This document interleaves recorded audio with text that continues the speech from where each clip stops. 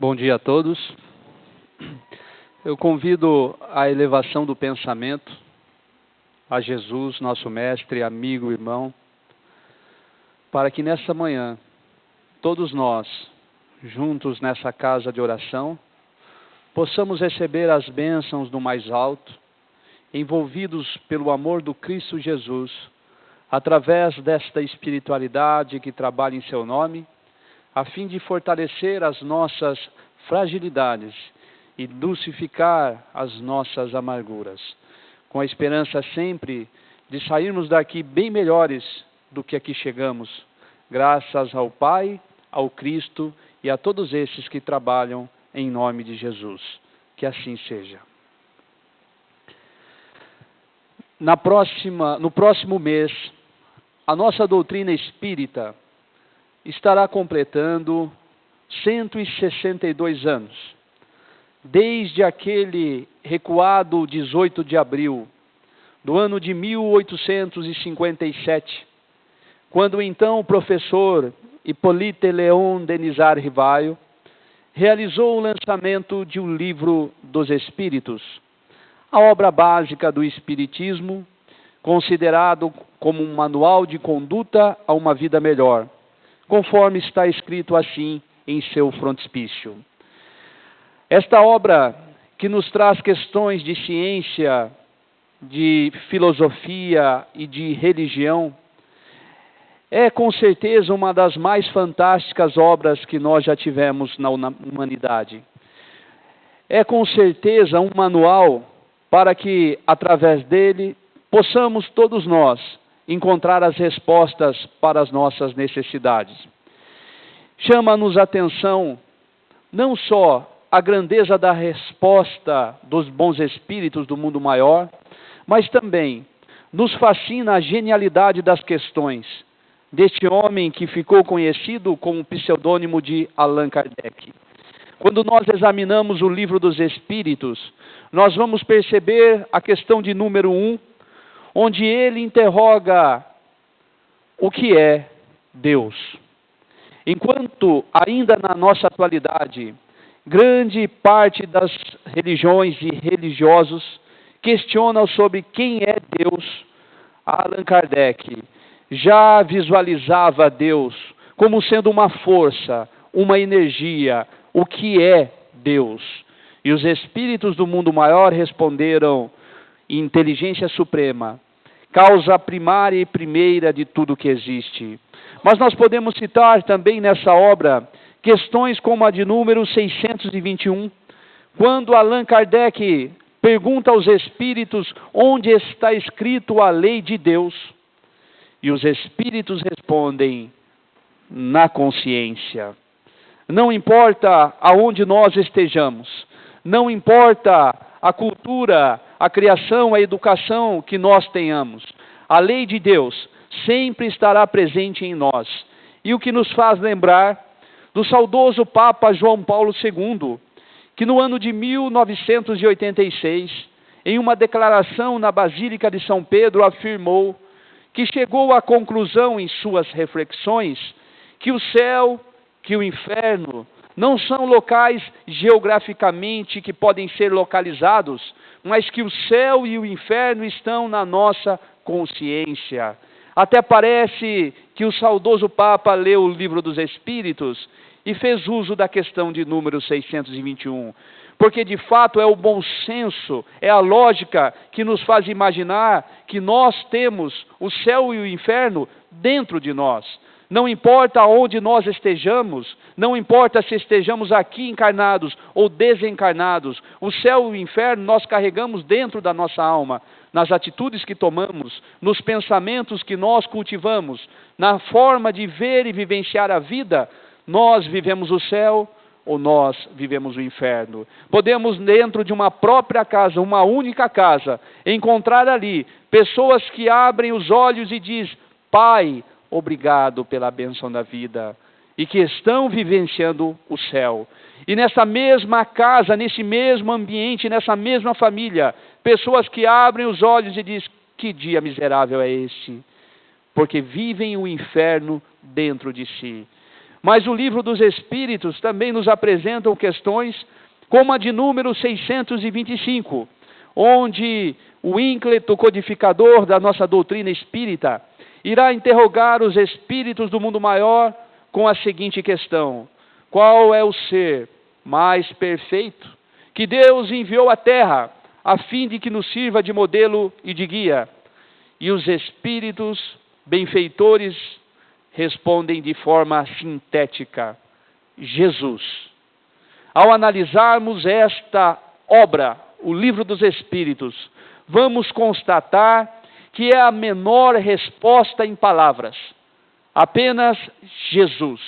No entanto, é a resposta que detém o maior significado, porque todos nós, ainda diante as nossas limitações, temos o conhecimento de que Jesus é, sem dúvida alguma, o ser mais perfeito, mais puro, mais evoluído, que já habitou este nosso planeta, ainda de provas e expiação, mas que já caminha para o tão sonhado mundo de regeneração.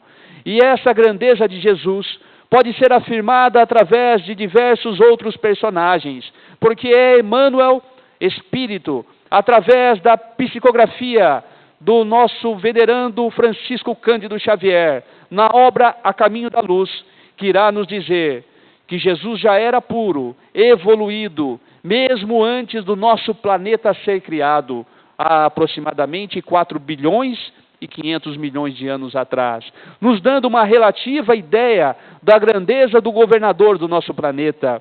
Mas, na literatura universal, poderíamos citar Ernesto Renan, imortal da Academia Francesa de Letras, que no século XIX, ele que era praticamente um ateu, um cético, que nunca teve contato com a religião, porque não acreditava no Deus que os homens fizeram, porque ele ainda não conhecia o Deus que fez os homens.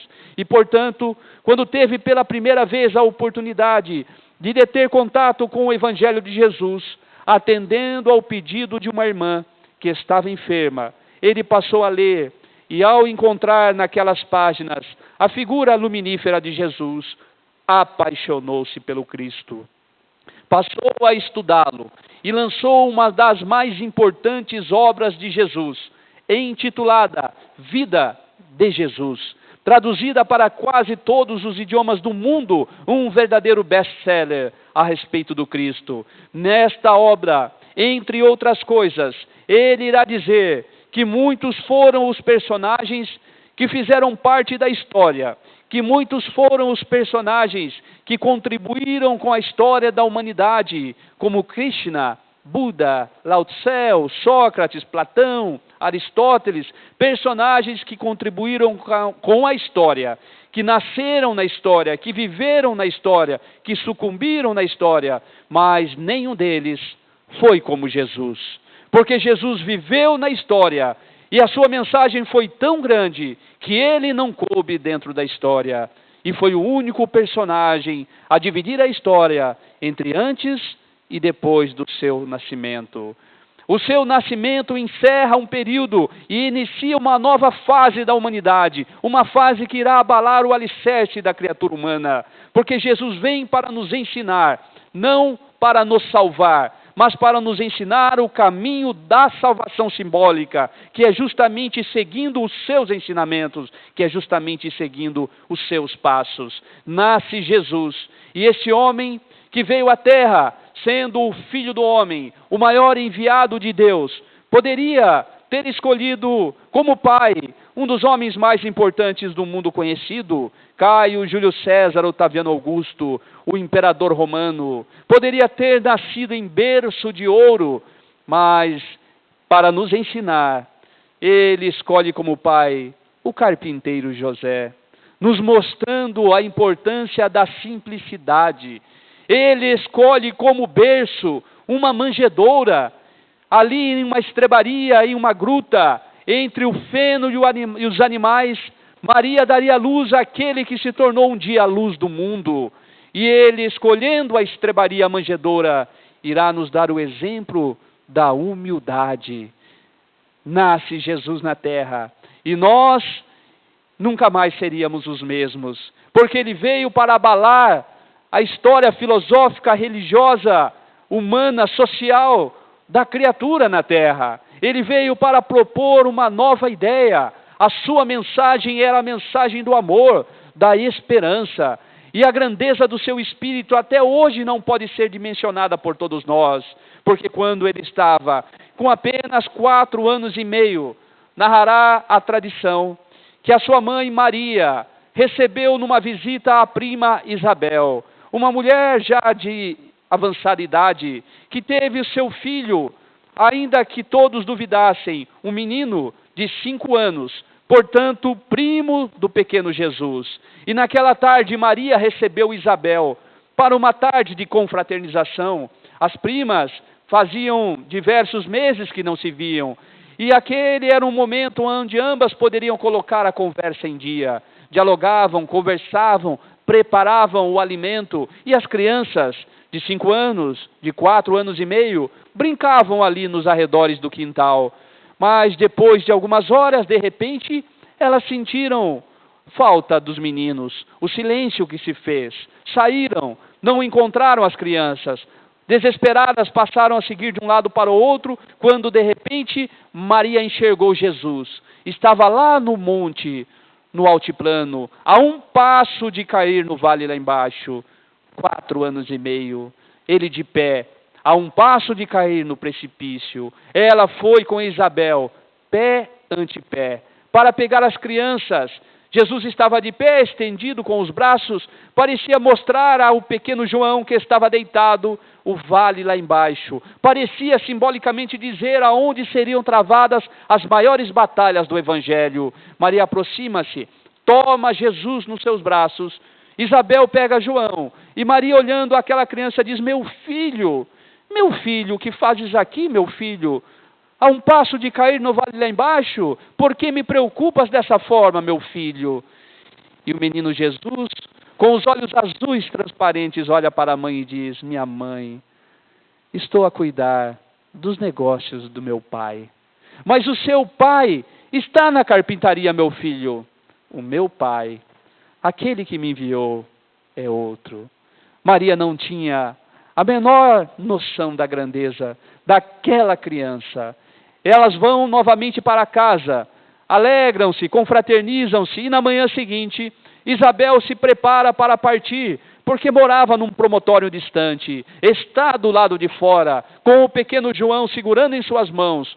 Maria está à porta da casa, com Jesus. E João diz uma frase que ficaria gravado historicamente como uma verdadeira profecia: não quer vir comigo, Yashua?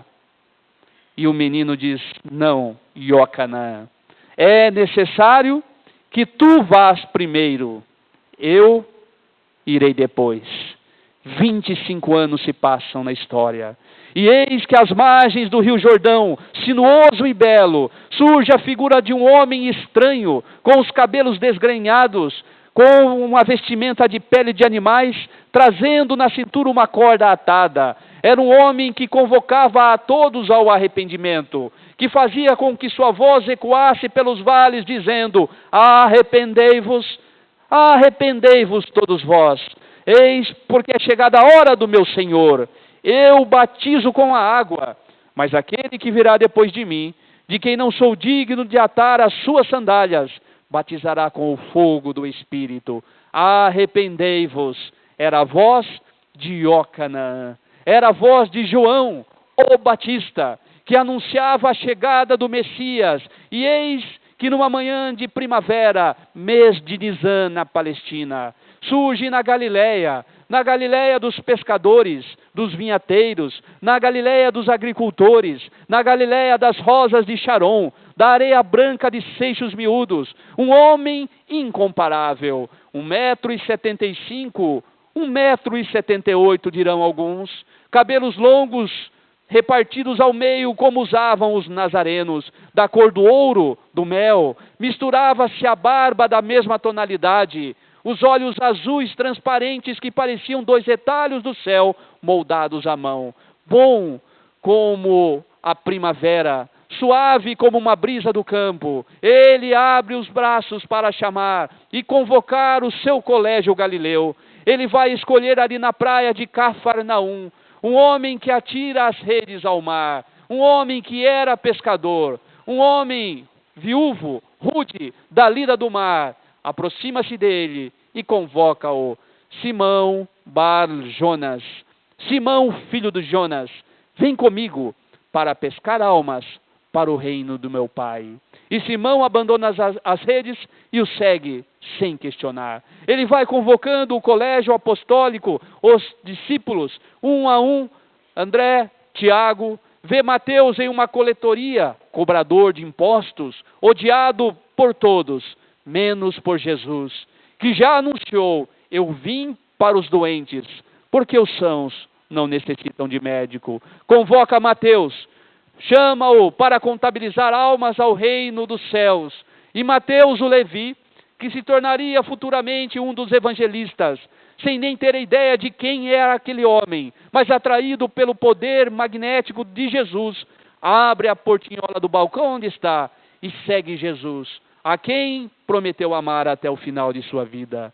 Forma o colégio apostólico 12 apóstolos, com Judas sendo este último não galileu, porque vinha de Queriós, da Judéia. E ele escolhe um monte qualquer.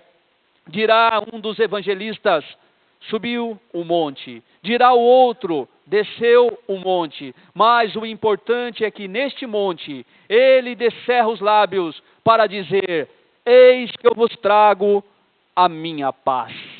Não vou lá dou como vós a conheceis, mas vos ofereço como somente eu posso vos dar. Porque a paz que vós conheceis é semelhante ao período intervalo entre duas batalhas. A paz que todos vós conheceis é semelhante à calmaria do mar morto, que no entanto esconde no fundo o lodo fétido e imundo. A paz que eu vos trago, somente eu, disse Jesus, posso vos entregar. E naquele instante ele vai narrar o sermão das bem-aventuranças. Bem-aventurados os pobres de espírito, bem-aventurados os que sofrem, bem-aventurados os que choram, bem-aventurados, e as bem-aventuranças caem como uma chuva de esperança no coração daquele povo tão sofrido de Israel. Ele desce o monte e vai se abrigar na casa do pescador Simão.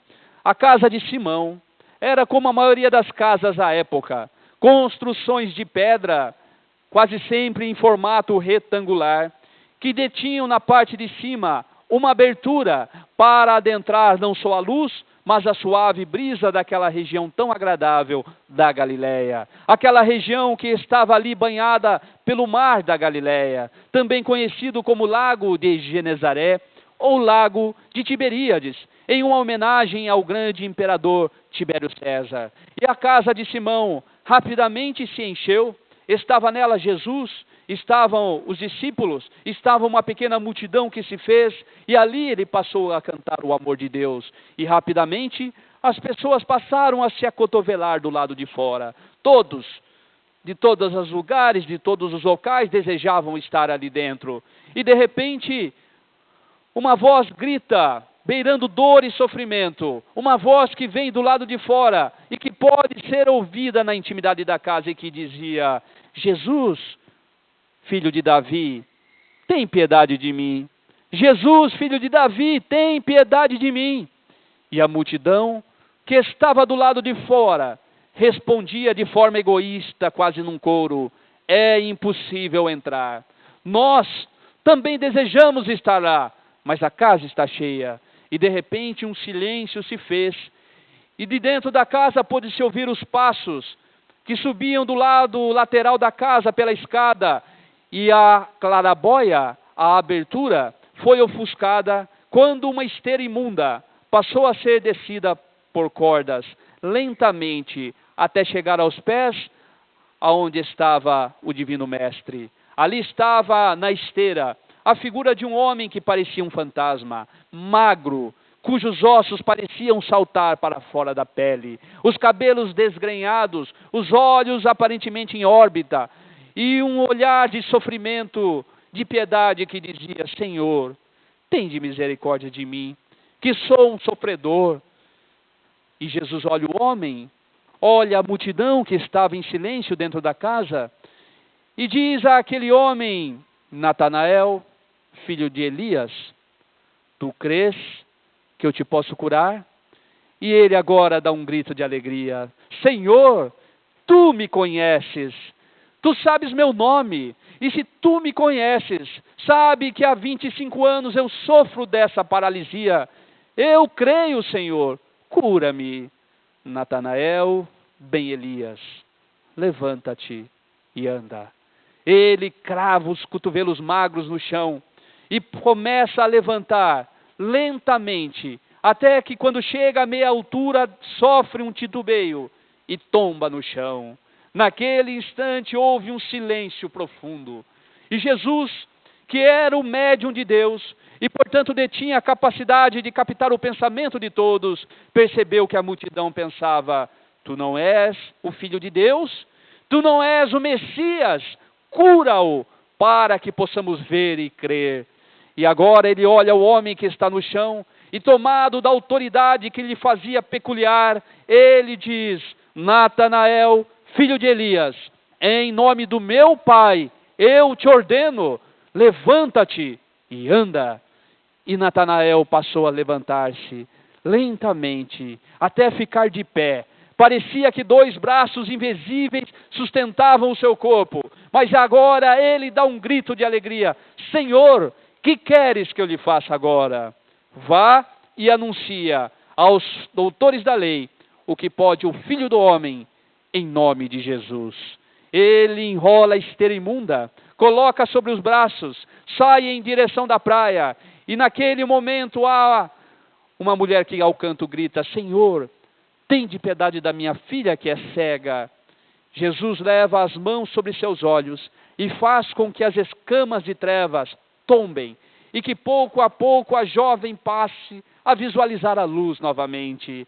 O outro canto, um jovem rasga a camisa e mostra as pequenas feridas da lepra, que já começavam a aparecer em seu corpo, e diz: Senhor, tende piedade de mim, cuja lepra começa a me consumir. E ele estende as mãos e toca as feridas, e elas fecham como rosas depois da primavera.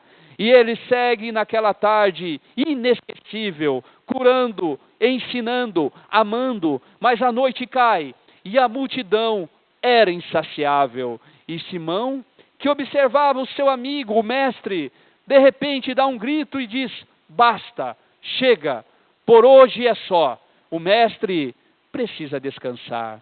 Toma Jesus pelos braços, sai em direção à praia, que estava especialmente bela naquela noite. A lua cheia podia ser refletida pelo imenso espelho d'água do mar da Galileia. Os pássaros, que já não cantavam mais, mas se aninhavam em seus ninhos. E o grilo, a natureza, a brisa suave, demonstrava que era aquela uma das regiões mais agradáveis de Israel, da Palestina. Jesus senta-se em uma pedra e deixa o seu olhar se perder no infinito. Ele observa os zimbólios celestes salpicados de estrelas dos diamantes estelares. E naquele instante Simão, em silêncio, orgulhoso, passa a olhar Jesus e pensa: o mestre é meu amigo, ele está em minha casa. Ah, quanta alegria! Mas naquele instante, enquanto olha para Jesus, ele percebe que 2 lágrimas passam a rolar pela face do mestre. E não se contém, interrompe-o: Senhor, mestre, tu choras. Choro. Mas tu choras de alegria, Senhor. Deve ser de contentamento, deve ser de júbilo, porque hoje foi uma tarde inesquecível. Curastes Natanael, aquele homem paralítico que eu mesmo muitas vezes ajudei com a sobra de peixes de minha pescaria. Trouxestes a luz para aquela jovem que estava na escuridão. E aquele homem que já trazia as feridas da lepra estava a um passo de ser expulso da sociedade, porque todos já estavam percebendo a sua doença. E tu, Senhor, tu curastes a todos. Simão, eu choro de compaixão, porque nem tu, Simão, e nem eles me compreendem. Mas, Senhor, hoje foi uma tarde inesquecível. Tu achas mesmo, Simão, que o Filho do Homem veio à terra para curar corpos? Tu nunca ouviste dizer, Simão, que quando se põe um remendo bom, de boa qualidade, em tecido gasto, o rombo é ainda maior. Tu nunca ouviste dizer, Simão, que quando se põe um vinho de boa qualidade em odres contaminados, o conteúdo se perde, se avinagra? Não, Simão, eu não vim para curar os corpos, porque os corpos enfermarão novamente. Eu vim para libertar as almas. Eu vim para que tenhais vida e vida em abundância. Simão silencia-se.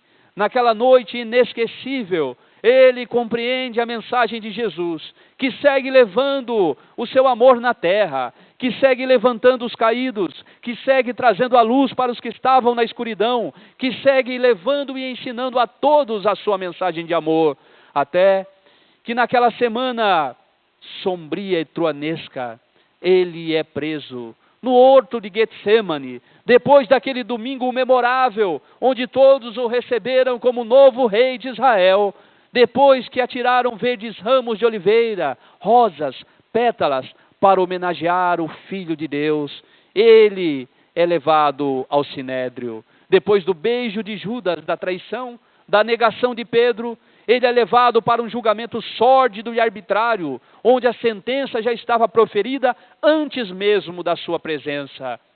Crucificação.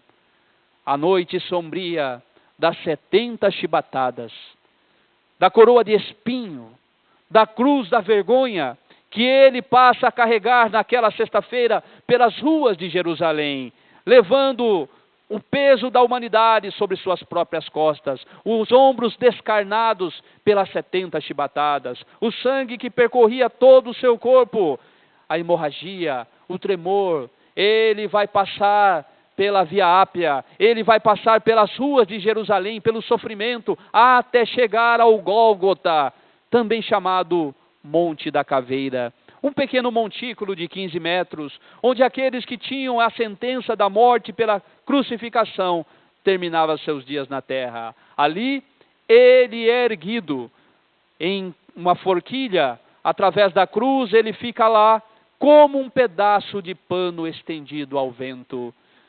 Embaixo da cruz, sua mãe, Maria, que não entendia os homens, que não conseguia compreender a humanidade. O seu filho era bom, a sua mensagem tinha sido de amor, o seu crime foi levantar aqueles que caíam pelas estradas e amar a todos sem exceção. Ela não compreendia o homem. Onde estavam todos aqueles a quem ele ajudou? Onde estavam os discípulos a quem ele tanto amou? Ninguém, com exceção de João, o jovem que tinha apenas 15, 16 anos. E algumas mulheres que estavam ao lado dela, Maria de Betânia, Maria, a ex-pecadora de Magdala, somente ela aos pés do filho, e ela não aguenta a dor e diz: meu filho, que te fizeram os homens, meu filho? E Jesus meneia a cabeça com toda a dificuldade e diz: minha mãe, eis aí o teu filho. Olha para João e diz: filho, eis aí a tua mãe.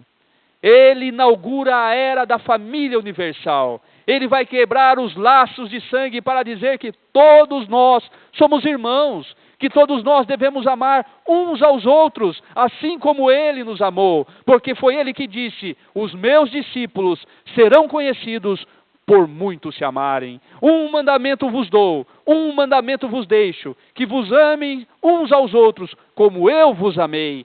É a mensagem do Cristo. E ali, no Gólgota, de braços abertos, conforme ele previu no Evangelho de João, de braços abertos, o Filho do Homem atrairá todos para ele.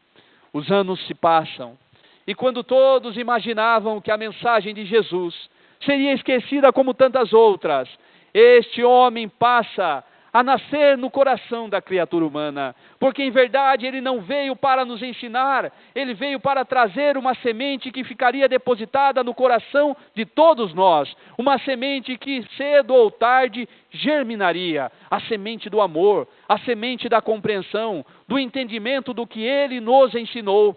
E dessa forma nós vamos perceber que 2000 anos depois a sua mensagem, ainda hoje, nós vamos ver aqueles a quem Jesus nasce verdadeiramente em suas almas. Vamos compreender que quando Jesus nasce para nós, nós nos transformamos. Vamos perceber que esse homem é insaciável, ele busca conquistar, e a conquista que ele deseja, somos todos nós. Ele deseja que todos nós venhamos a viajar para dentro, nesse reino de Deus, onde ele reina soberano, tranquilamente. E a mensagem do Cristo irá nascer no coração de uma monja de descendência albanesa. Era uma monja que tinha menos de 1,60 m de altura, de fragilidade respiratória, um corpo muito frágil, muito débil, e que vivia acomodada no convento de Nossa Senhora de Loreto, na Índia. Ali, ela pensava servir Jesus, porque ensinava inglês às outras monjas. Quando pela primeira vez teve a oportunidade de deixar o convento de Nossa Senhora de Loreto, na Índia, e seguir para Calcutá, iria fazer uma experiência litúrgica. Viajou 90 quilômetros num trem, e quando chegou, pela primeira vez ela conheceu Calcutá. 3 milhões de habitantes, 100 mil leprosos. Eram tantos leprosos que caíam pelas ruas e os carros de lixo não davam conta de pegar. Ficavam esparramados pelas calçadas. Era o país da desnutrição, do analfabetismo. E ela teve um choque. Ela não conhecia aquela realidade. Ela estava no convento imaginando servir Jesus. E quando ela detém o contato com aquela realidade, parece que a semente plantada de Jesus em seu coração começou a germinar. Porque ao acabar o compromisso da experiência litúrgica, ela retorna ao convento. E quando ela abre os portões que separam o convento da intimidade para a rua, ela vê na entrada a cruz. Era uma cruz que ela já tinha visto diversas vezes, mas nunca havia se importado. Mas aquele momento era diferente. O choque que ela teve, o choque moral, quando viu a dor e o sofrimento, e viu a sua ociosidade, ela viu a cruz e Jesus pregado nela. E embaixo uma placa que dizia, tenho sede. Lembrou-se do sofrimento do Cristo. Lembrou-se que há 2000 anos, quando ele deu esse grito, tenho sede, levaram na ponta de uma lança uma esponja com fel, com vinagre, para amargar ainda mais suas dores na terra. E ela pensou consigo mesmo, há 2000 anos, Jesus tem sede. E o que eu tenho feito para aplacar essa sede? Adentra o monastério, vai aos seus superiores e diz a eles, desejo abandonar a ordem, sem abandonar os votos, castidade, humildade e pobreza, para servir Jesus, que tem sede de amor. Nasce naquele momento a inolvidável Madre Teresa de Calcutá. Um anjo, uma apoteose de luz, que irá servir Jesus e mostrar a todos nós que é possível amar como Cristo. Ela vai a Calcutá, levando apenas uma sacolinha com alguns objetos pessoais, e ao lado uma amiga, também religiosa, que diz a ela, irmã, o que nós poderemos fazer? Não temos recursos aqui, não temos lápis, não temos cadernos para alfabetizar essas crianças. E Madre Teresa, que aprendeu com Jesus, quebrava um pedaço de um galho da árvore e passava a escrever na areia com os galhos. Escrevia, apagava com os pés, ensinava, alfabetizava aquelas crianças para dar a elas um futuro melhor. Madre, o que vamos fazer? Não temos recursos. E ela via aquelas pessoas que morriam nas ruas, porque a lepra, também chamada de morféia, a doença bíblica, era uma doença que nós não podemos imaginar à época. Aquele que ficava leproso deveria ser abandonado do convívio social. Portanto, as famílias, porque não tinham aonde colocar, colocavam aquelas pessoas nos lixões, que passavam a ter os seus últimos momentos solitários na dor e no sofrimento. Madre Teresa olha a realidade e diz: não pode ser. Enquanto todos nós sonhamos com um lugar melhor para se viver, esses nossos irmãos não têm um local melhor para morrer. E passa a levantar a instituição, uma instituição de amor, para abrigar aquelas pessoas, para dar àquelas pessoas que morreriam de uma forma ou de outra, mas pelo menos algumas horas, alguns dias de dignidade, para que morressem com o amor do Cristo em seus corações. Certo dia, quando limpavam daqueles homens que ela havia recolhido de um lixão, passava-lhe um pano úmido sobre a face, colocava sobre sua boca a água.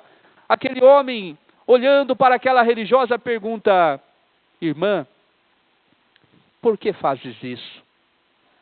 E ela sorri: porque te amo. Irmã, qual é a sua religião? A minha religião é o amor. Irmã, quem você segue? Eu sigo Jesus, a quem tanto amei.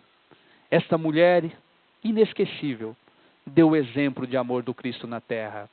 Uma reportagem da CNN foi buscar fazer com ela um documentário.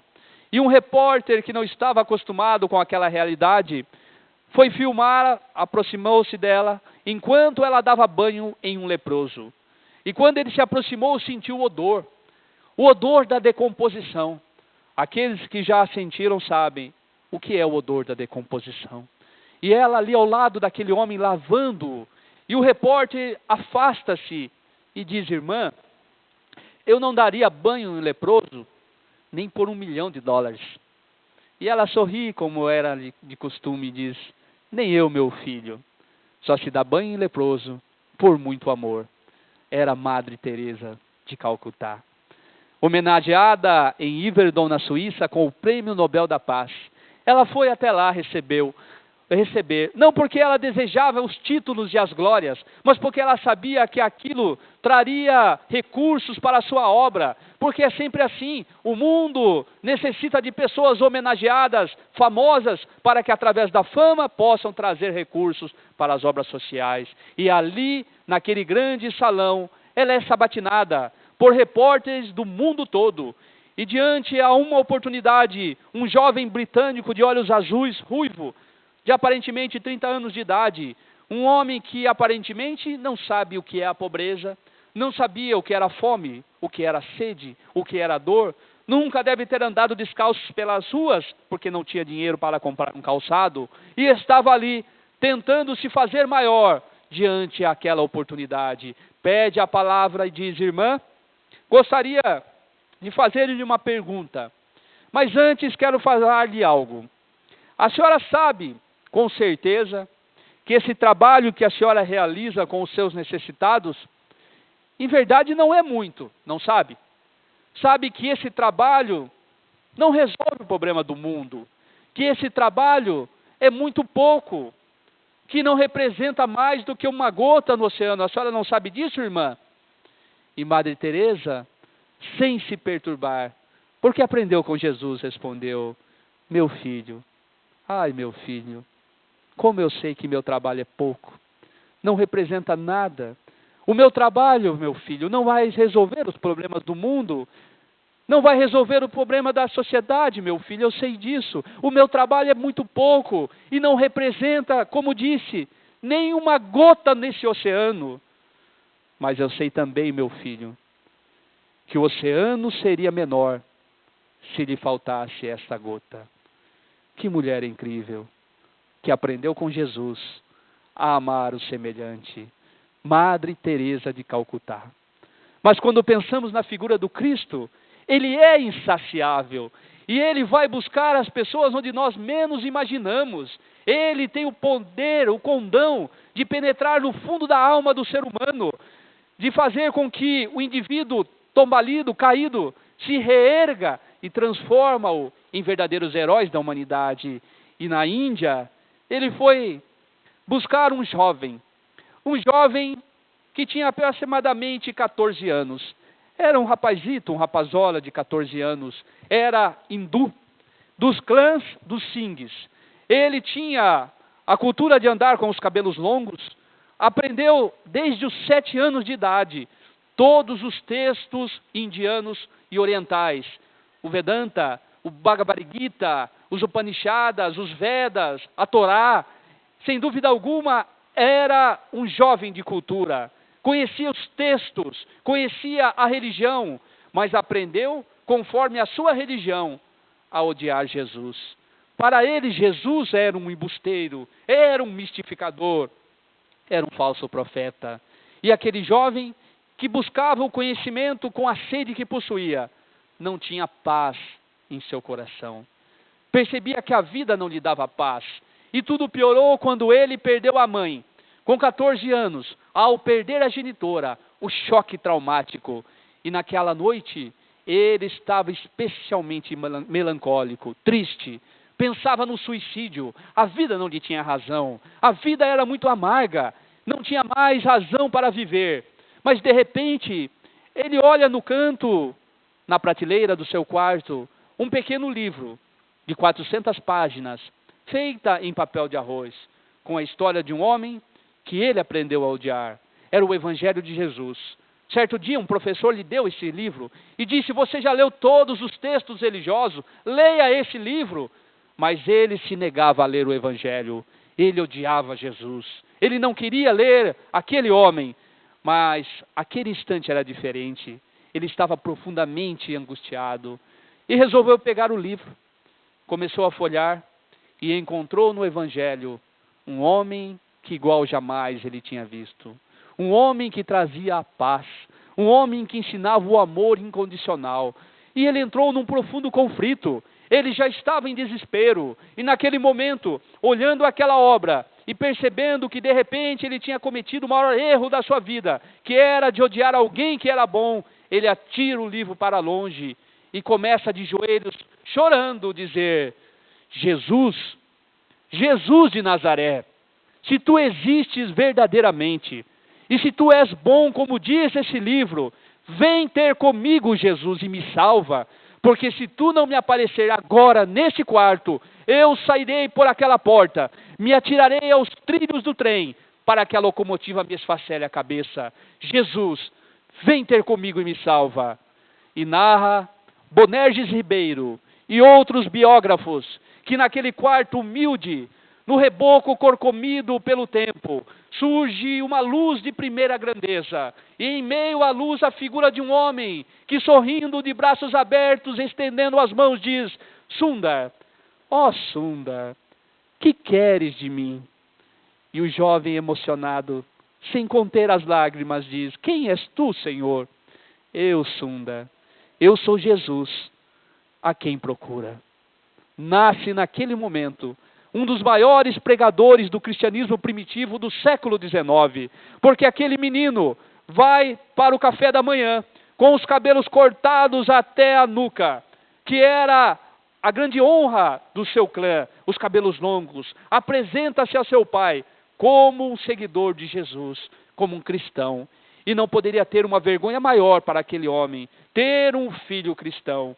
O pai envenena o alimento do próprio filho e o coloca para fora da casa.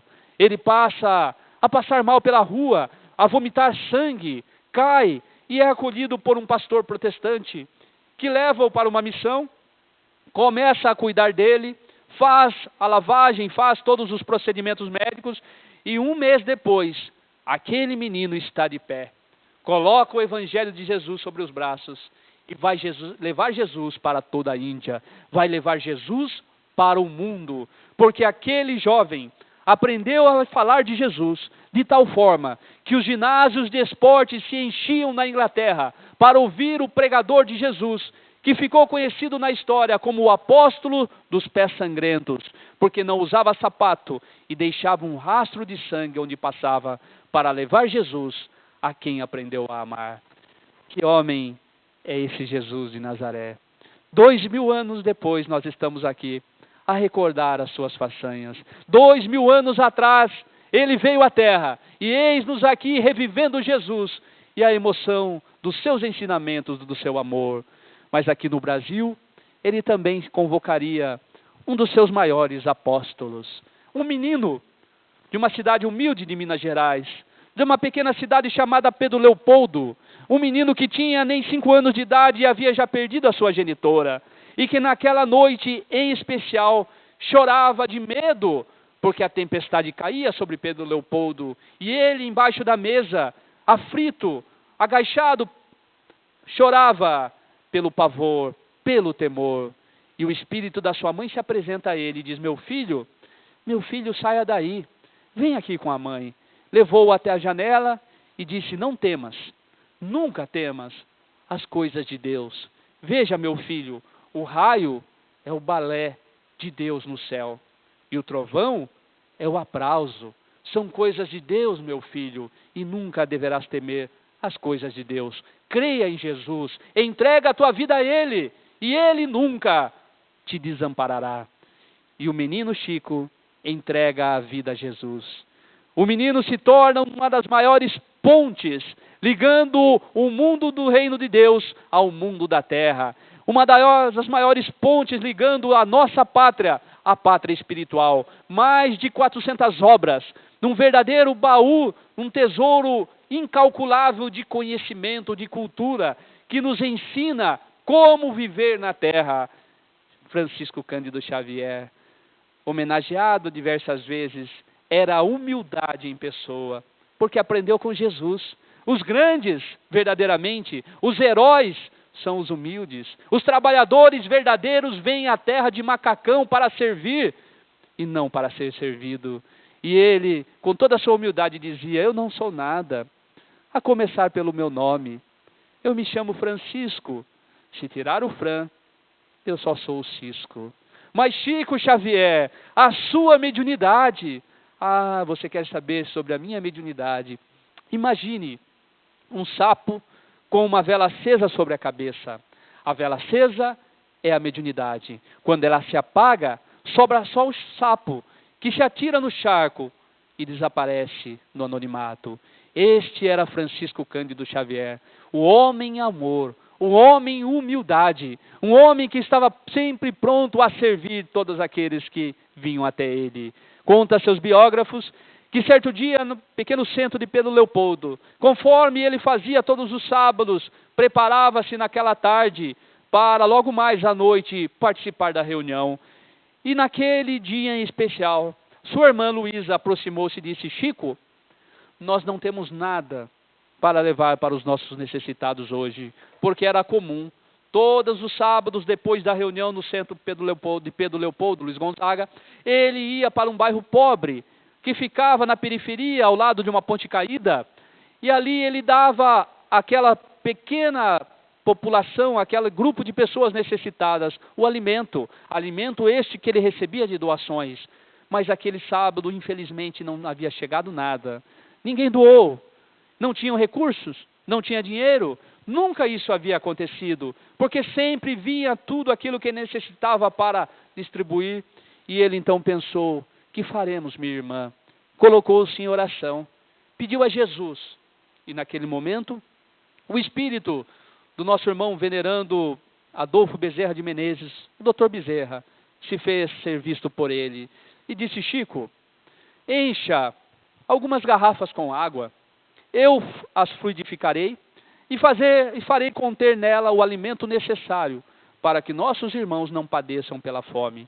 Rapidamente, Chico dá a ordem, Luísa, alguns amigos colocam diversas garrafas com água, e sobre a oração do Adolfo de Bezerra de Menezes, a água toma uma tonalidade mais escura. Parece que nela se fez conter algo que nós não podíamos identificar. E ele foi para o centro, realizou o seu trabalho, e ao final seguiram para o bairro, para o local, para a periferia. E quando chegou lá, ele saiu, subiu numa pequena marquise da ponte que estava caída e disse: meus irmãos, gostaria de dizer que infelizmente hoje não consegui trazer o alimento para os vossos corpos. Mas o doutor Bezerra, e o povo não deixou falar. É sempre assim.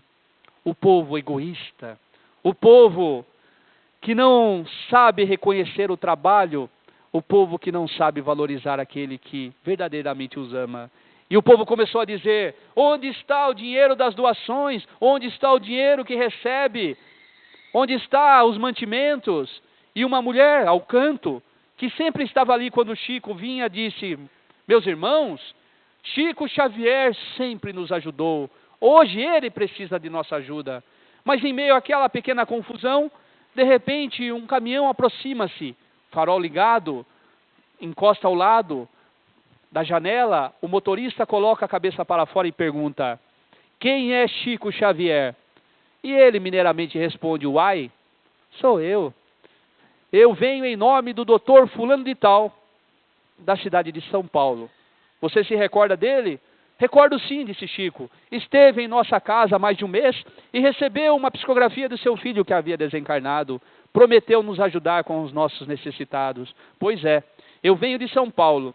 Chegaria hoje à tarde em sua residência, mas o caminhão quebrou. E só agora pude chegar. E não encontrei, tampouco encontrei no centro Pedro Leopoldo, no centro Luiz Gonzaga. Mas aí, quando eu já me preparava para seguir a um posto, para poder dormir e só na manhã seguinte lhe entregar, me apareceu um senhor de roupas claras, de barba branca, e que me perguntou: está procurando Chico Xavier? E eu disse: sim, estou. Onde eu encontro? Siga por esta rua até o final, vire à direita, chegará na periferia, ele está lá. Fiquei muito agradecido com o senhor, e ele, Chico, lhe mandou um abraço, diz que era Dr. Bezerra de Menezes.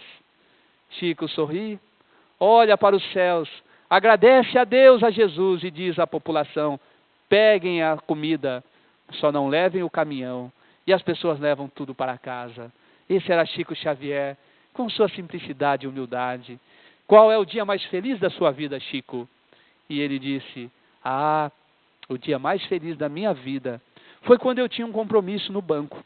E eu ia para pegar o circular, já estava em cima da hora. Quando eu fui subir no ônibus, uma criança veio pela avenida gritando: seu Chico, espere! E eu olhei, se eu descesse, perderia o compromisso no banco, porque não daria mais tempo.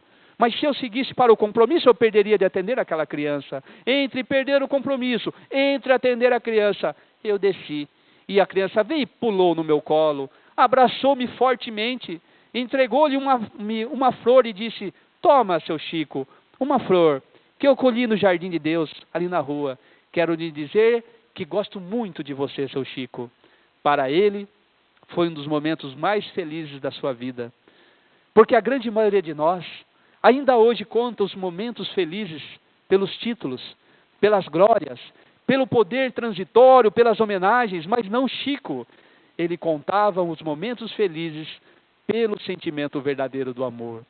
Quero morrer, disse ele, o dia em que todos os brasileiros estiverem felizes, porque não têm o direito de entristecer suas vidas. E no dia 30 de junho do ano de 2002, quando o Brasil jogava a Copa do Mundo, a grande final, Chico Xavier, muito debilitado, passou todo o dia adormecido em seu quartinho humilde, assistido pelo seu médico cardiologista e alguns parentes mais próximos, amigos. Ele, às 7h30 da noite, abre os olhos, cansado, a respiração ofegante, olha para o Dr. Eurípides, seu cardiologista, e diz: o Brasil ganhou. Ganhou, Chico, é penta. Pai nosso que estás no céu. E fechou os olhos. Não morreu.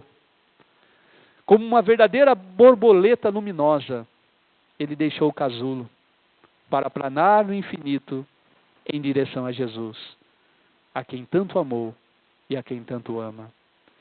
Esse Jesus que nós trazemos nesta manhã, esse Jesus que é aquele a quem todos nós elegemos como modelo e guia, que é o nosso irmão maior, que não coube na história, mas que se tornou ao longo dos anos a própria história de todas as vidas de nossas vidas e que nos chama baixinho à transformação moral. Esse Jesus que atendia as crianças, que socorria os necessitados, que atendia os idosos, que curava os corações mais enfermos, com todo o seu amor e ternura, é o ideal mais fulgurante da humanidade. E um dia virá, onde todos nós nos daremos as mãos, independente de crença, de raça, de cor, todos nós daremos as mãos, eliminando as nossas diferenças, aceitando as nossas afinidades. Todos nós, de mãos dadas, juntos, cantaremos um hino em louvor a esse homem Jesus, que nos espera de braços abertos, não mais na cruz da vergonha, mas simbolicamente para nos abraçar e para nos alçar ao Pai, porque Ele é o caminho, Ele é a verdade, Ele é a vida. E ninguém chegará ao Pai senão por Ele. Que Jesus nos abençoe. Muita paz. Que assim seja.